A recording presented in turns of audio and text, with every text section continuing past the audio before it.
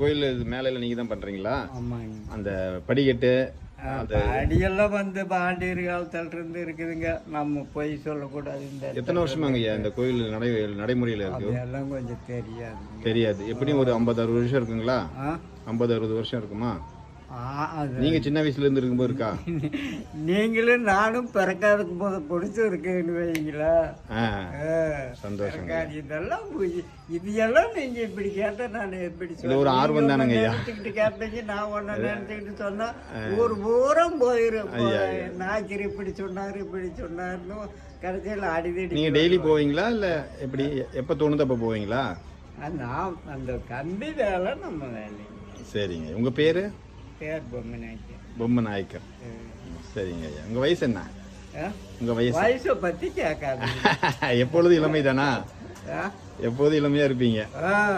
வயசை பத்தி கேட்காதீங்க. வேற என்ன விசேஷம்? மேல போல பாங்க. சரிங்க ஐயா. நானும் பாருங்க.